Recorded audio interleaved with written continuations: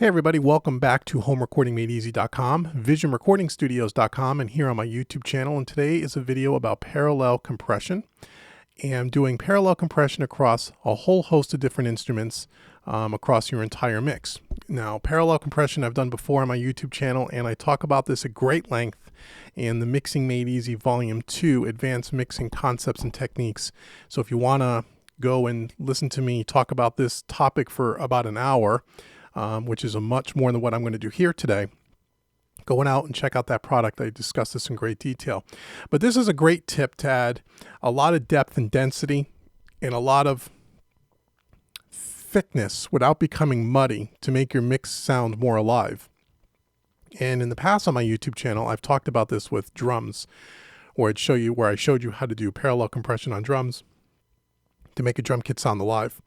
But one of the things that I like to do on my mixes as well, when it calls for it, which is about 60-75% of the time, I will use parallel compression on all my tracks, excuse me, to bring the whole mix to another level. So let me show you what I mean. So here is a mix that I have here that's getting close to being finished. And down here in the, beyond this red track here is my bussing system. And I have a drum bus here, and then right to its right, I have what is called P drums in purple, which is for parallel drum compression. And then I have a bass bus, and then P bass for parallel compression for bass, guitar bus, P guitars, lead vocal bus, P lead vocals. So all the parallel tracks here are in this purple. And the concept is, or the thinking is, when you're using compression throughout the mix, what I like to do is on my regular tracks, on my individual instruments, drums, bass, guitars, etc., I use compression on almost every track, and I use compression in a very light fashion, meaning I call it controlled compression. We're only doing maybe 2 to 3 dB of compression on usually a very small ratio, like 2 to 1, 3 to 1 at most, to just kind of even out the performances. I don't like to overcompress and squash all the dynamics out of the track. I want to retain the dynamics, especially when you're working with rock, pop, blues, where you're using real instruments and it's not like electronic or dance music. That's kind of a different subject. But for music where you're using live instruments, I like to have the mix sound like it's live musicians playing together in the room, even though the mix may have been overdubbed one instrument at a time, but I like to keep that organic feel. And one of the things when you see a live band play live, there's a lot of dynamics. The drummer doesn't always hit the snare drum at the same velocity all the time. The bass player doesn't always pick or pluck the bass strings at the same velocity every time. Guitars, and especially vocalists, right? Vocals are very dynamic in the performances. So when I'm using compression throughout the mix, before I get to parallel compression, I'm just doing it in a very controlled, subtle sort of way. And then what I like to do to keep the dynamics of the track intact. And then what I like to do is I like to then take my groupings of instruments. For example, my drums are all going to my drum bus, and I'm going to compress that very lightly. But then on my parallel compression track, I'm going to compress the drums more heavily. And I'm going to use it via a send. So on the drums, for example, you see we have 3 drum tracks down here, a kick, a snare, and an overhead.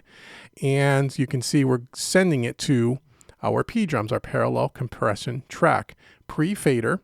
Okay, so it does not, the level that you're sending to the parallel track, parallel compressed track, is not affected by the fader here because it's pre-fader. So in Studio One, to go from pre to post, it will default as post in this blue color. To go to pre, you just click on this little button here and turn it like this orange amber color, and that's pre-fader, okay? And I set it to 0 dB, okay, to get a nice healthy signal going over to my compressor. And then on my P drums track, I'll add a compressor, and in this case I'm using an 1176 by Universal Audio, but you can use any compressor. And I'm heavily compressing the drums.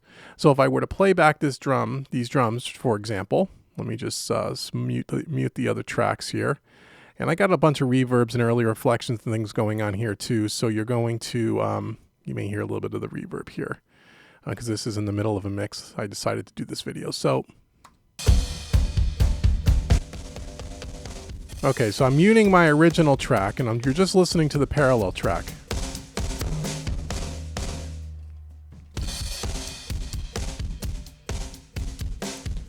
Okay.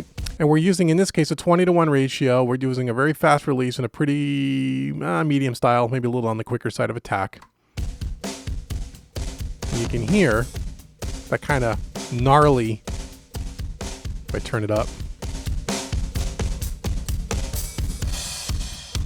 Actually got some distortion going on the kick here, so I'm going to turn down the kick a little bit at the pre-send level. Okay.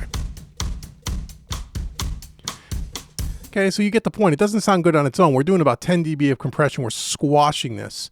So we're squashing these things to get kind of gnarly, kind of a hairy kind of a sound to it.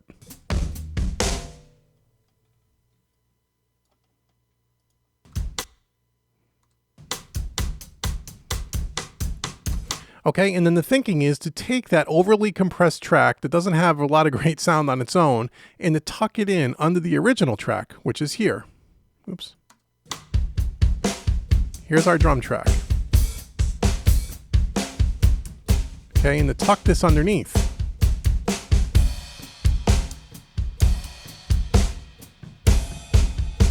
Hear how the snare and the kick drum kind of come to life, and there's a little bit of grit on a little bit of hair on the audio now. No, I'm going to mute it and turn it on and off, and you can hear the difference.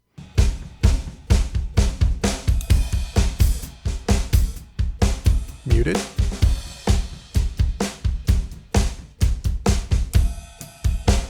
Okay, it's subtle, but it's there. You can hear how the drums start to come to life, gets a little more gritty, a little bit more lively sounding is the word. And again, how much parallel track you bleed in is really a personal taste thing. I tend to do it in the context of the entire mix. I'm taking you through this one grouping at a time just to show it to you. But then in the end, we're going to turn them all on and off as the whole band is playing, the whole mix is playing. You're going to hear how it's just going to give everything a little bit of a lift, and it's going to kind of push everything forward and give it a little bit more thump, a little more thickness, a little bit more warmth. Okay, so that's on drums. Okay, so hopefully you get the idea. Now we do the same thing for bass. So I'm going to leave the drums playing. I'm going to turn on the bass here, and here's our bass. Okay, here's our parallel bass compression track. Again, using an LA2A by Universal Audio, very slow attack, this particular version of the LA2A. Doing about 7 dB of compression because I'm using a slow attack style compressor because I don't want to get rid of all the transient on this bass. Okay, I just want to kind of thicken it up and push it forward. So we're doing about 10 dB of compression here. Now let me unmute this. There it is.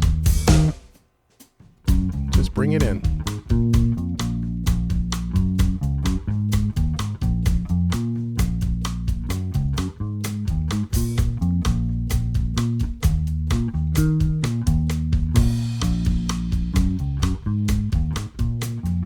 Here, when I take it away, the bass kind of just falls, the bottom kind of falls out.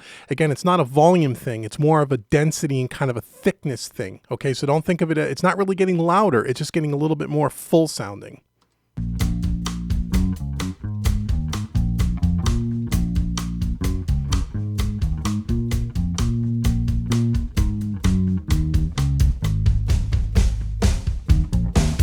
And as you can see, I'm using very little of it. I'm not using a lot, just a little. It's real easy to overdo this, and then the mix becomes really muddy. So that's bass. Now if I do this on guitars as well, okay, let's unmute the guitar tracks. Again, we have an acoustic hard left, an electric hard right, kind of a clean electric, and kind of a slide solo, if you will, kind of up the middle. And again, everything's being sent, P guitars, pre-fader. And when you do this, if you have things panned, you want to follow the panning with the parallel track. So you can see this is panned all the way to the left, and this one's panned all the way to the right because I have a hard left and hard right on these two guitars. And for the parallel track, I'm using another 1176 by Universal Audio, the anniversary edition, a different style than the other one. Sounds similar but a little different. 4:1 ratio, slow attack, fast release, and we're doing some heavy compression here. So I'm going to mute it first and then bring it in.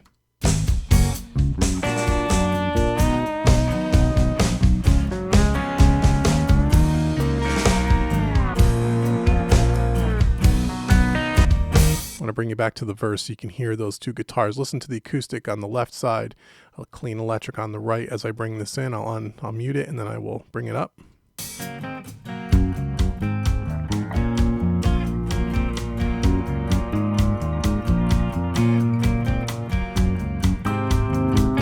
Too much, obviously.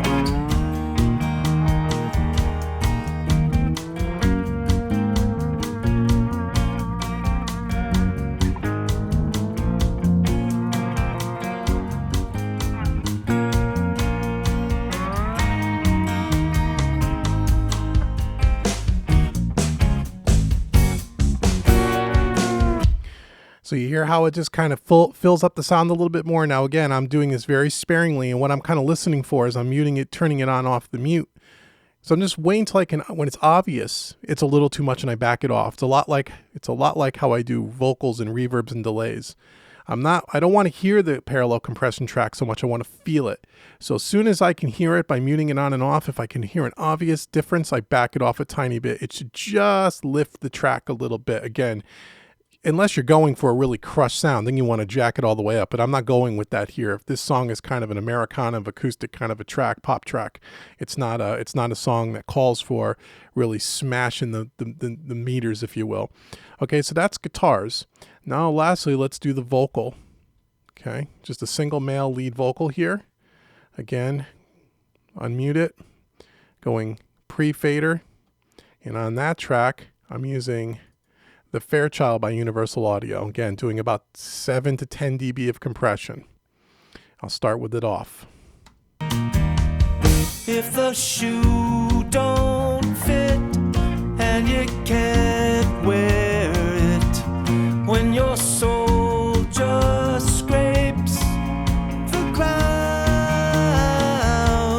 with a sleeve. So you hear how the vocal kind of just pushes forward out in front of the mix a little bit more and gets very present and right in your face, which is what this vocal really needs. This vocal in this particular style of music should be sitting right up front in front of you.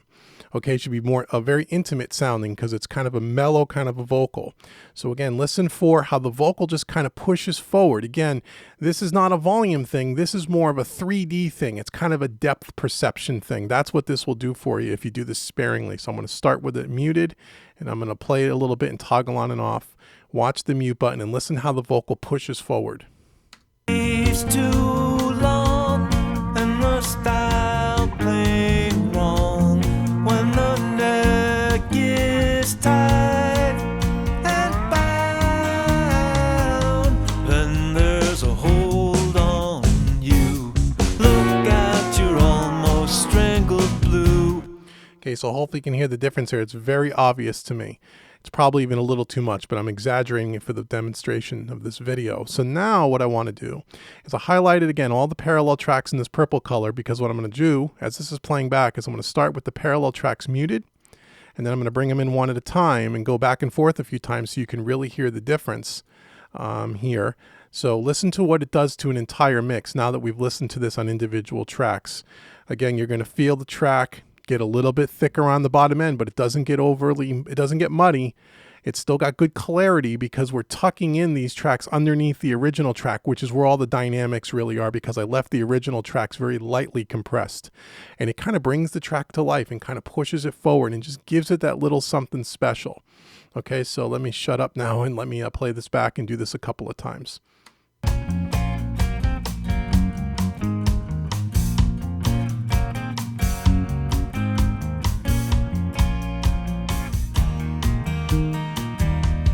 If the shoe don't fit and you can't wear it, when your soul just scrapes the ground with the sleeves too long and the style playing wrong, when the neck is tight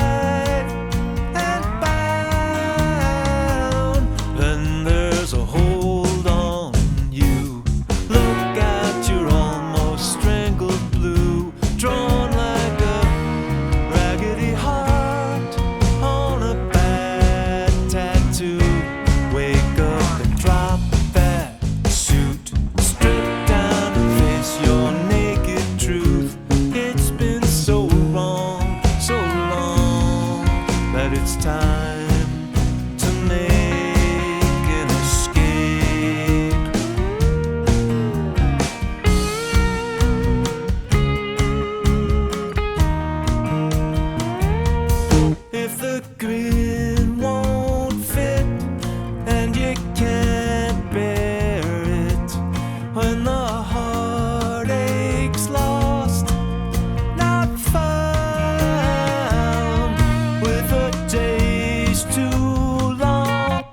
So there you go. There's parallel compression across your entire mix. Go out and try this. And again, if you want to really get down deep and dirty into why I picked the certain compressors and how I set them up and such, you can always check out Mixing Made Easy Volume 2, Advanced Mixing Concepts and Techniques, where, like I said, I spend a good 45 minutes talking about parallel compression. But I urge you to go out and try this on your own. Try this with your next mix. Again, use it sparingly. Overly compress the tracks, tuck them in underneath, and see how it kind of brings your track to life. Hopefully over YouTube you heard the difference here. It is way obvious sitting in my control room here and listening to it on headphones.